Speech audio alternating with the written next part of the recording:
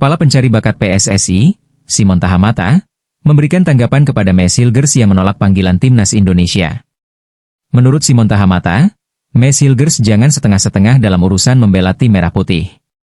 Mes Hilgers sebelumnya masuk ke dalam pemain yang dipanggil timnas Indonesia untuk menghadapi Taiwan dan Lebanon. Namun, batang hidungnya benar-benar tidak terlihat di Surabaya, Jawa Timur. Padahal, semua pemain timnas Indonesia sudah berlatih bersama jelang lawan Taiwan dan Lebanon. Rupanya, Mes Hilgers menghubungi PSSI dan memutuskan untuk tidak bisa datang ke panggilan timnas Indonesia. Alasannya dikarenakan Mes Hilgers sedang mencari klub baru usai kabarnya tidak lagi dipakai oleh tim Belanda, FC Twente. Mes Hilgers sempat dikaitkan dengan klub Prancis Stade Brest. Namun, sampai akhir pendaftaran bursa transfer pemain pada 31 Agustus 2025, Mes Hilgers gagal bergabung. Kini, Mes Hilgers sedang mencari klub baru di sejumlah kompetisi Eropa yang masih dibuka bursa transfer pemain. Kompetisi di Turki kabarnya masih dibuka bursa transfer pemainnya sampai 8 September 2025. Tentu saja ada opsi bagi Mes Hilgers untuk bermain di sana. Menurut Simon Tahamata, panggilan ke timnas Indonesia hukumnya wajib. Terlebih, ini merupakan agenda FIFA Matchday. Timnas Indonesia berhak mengundang pemain. Pemain harus datang dan bermain untuk timnas Indonesia, kata Simon Tahamata. Lanjut Simon Tahamata, setiap klub wajib melepas pemainnya ke timnas Indonesia. Meski begitu, Simon Tahamata mencoba mengerti dengan situasi kondisi yang dialami oleh Mes Hilgers.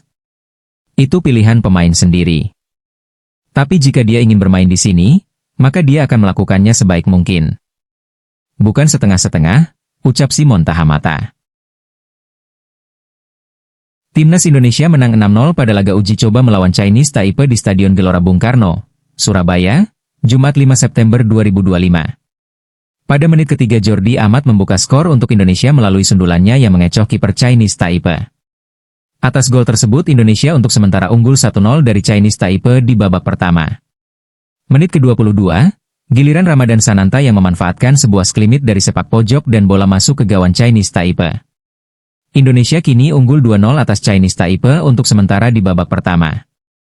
Mark Locke mencatatkan namanya ke papan skor usai mencetak gol ketiga untuk Indonesia setelah memanfaatkan umpan tarik dari Egy Maulana Fikri.